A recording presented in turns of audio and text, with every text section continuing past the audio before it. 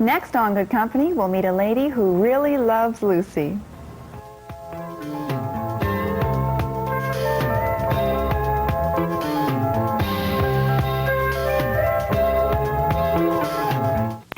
Meet a lady who really loves Lucy. Here's Carla Gillies with a news update. William, oh.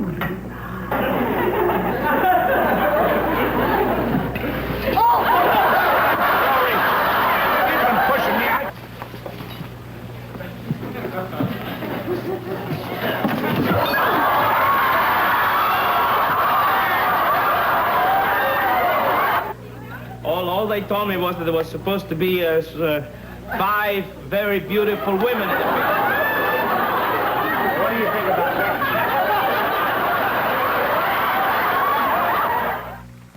Wasn't that funny? Now, those were classic moments in television. I think Lucille Ball touched millions of people, and one of those people is here today, Sandy Hosking of Toronto. Sandy, you have the most extensive collection of Lucille Ball memorabilia. You've been called a Lucille Ball fanatic. Is that true? Do you agree with that? I guess it is, yes. I've been following her from most of my life, most of what I can remember anyways.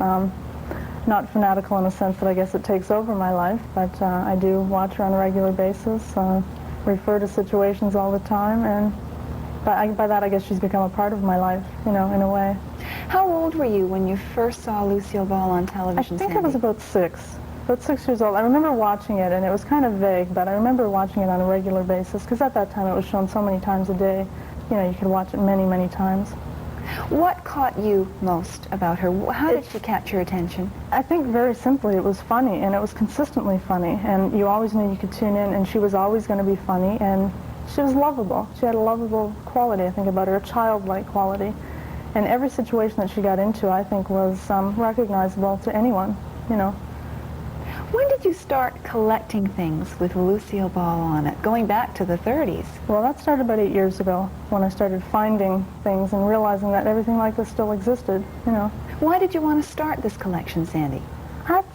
Boy, that is a tough question. I guess I just really adored Lucy, and I wanted to have something, you know, to show for it, and it started all like that, and I started collecting many, many different things, and it really snowballed from there. What was the first thing you collected? The first thing I got was a poster from the Long Long Trailer. It was battered and torn, but it was original, and it was Lucy and Desi, so it was something that, to me, meant a lot, you know. This collection, where is it now, of all the things you have with Lucille Ball? Well, I still live at home, so it's basically situated in my room, but one day I hope to have it on a better display. I want to have a home of my own or whatever, have a room maybe devoted to her and have it displayed nicely.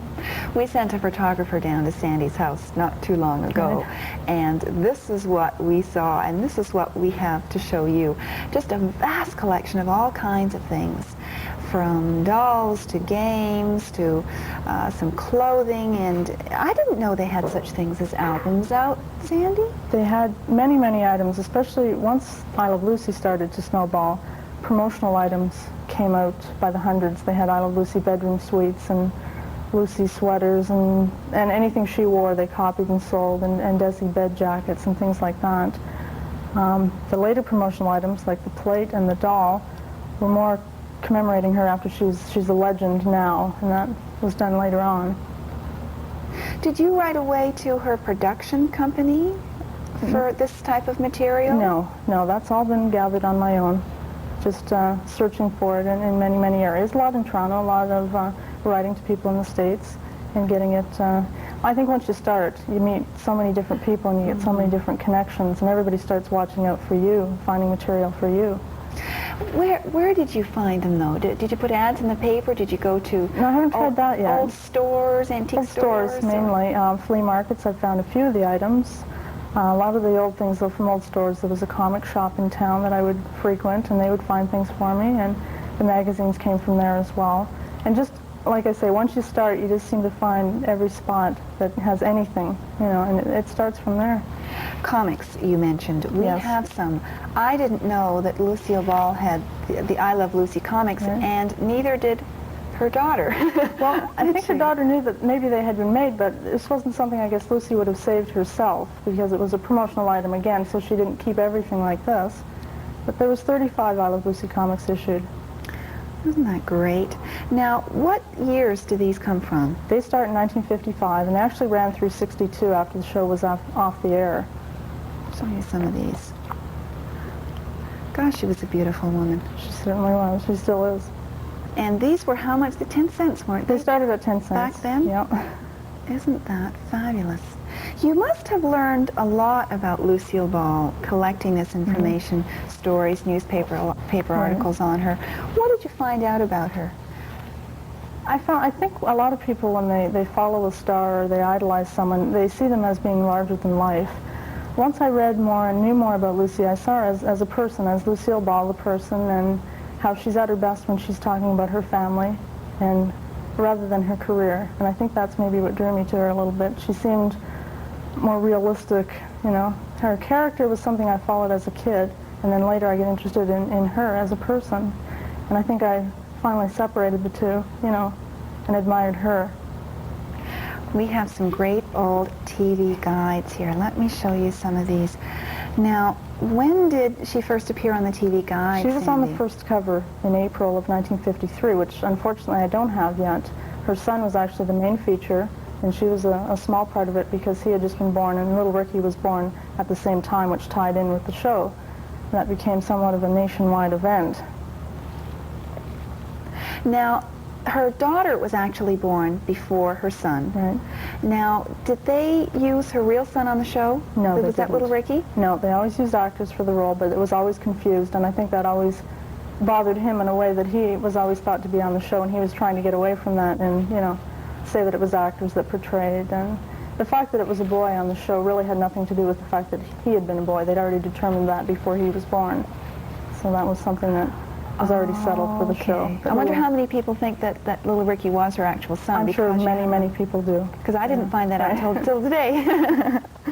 You have two original scripts from the I Love Lucy show. How did you get these, Sandy? These were bought, actually someone picked them up for me in New York at a convention.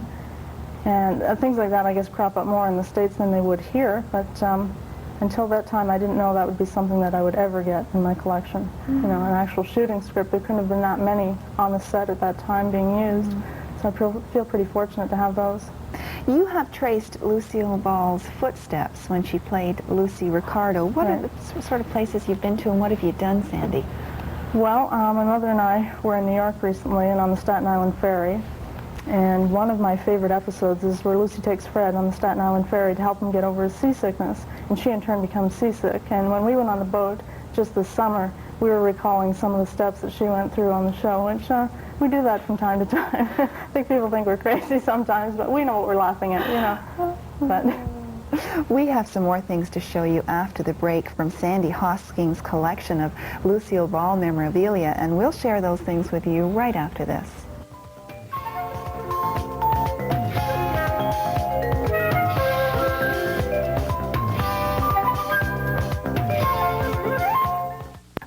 With Sandy Hosking of Toronto about her collection of Lucille Ball memorabilia, and I think it's probably the most extensive collection in Canada that you know of, isn't it? it is that I know of.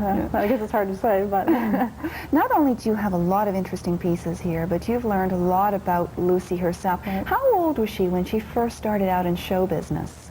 when she first really tried, she was 15. She was always running away to New York City trying to get in somewhere. She'd seen a lot of vaudeville shows and that, and thought that's what she'd like to do, and make people laugh was always what she said she wanted to do. She ran away and she went to a dramatic school in New York when she was 15, and Betty Davis at that time was the star pupil. And Lucy was told that she had no talent whatsoever in that area and that her mother was wasting her money and that she should go home and try another line of work. But thank goodness she wasn't discouraged and she kept trying. But she really started when she was about 22. She made her first film in 1933, and that's when she got started in her film career. You mentioned New York. Was that where you went and met the town's historian? That was in a little town called Celeron. It's a suburb of Jamestown, which is about 500 miles from New York City. It's a very, very small village, but Jamestown had a lot of big performers come through in its day, and that's the people she always remembered seeing and admiring most, the people that made her laugh.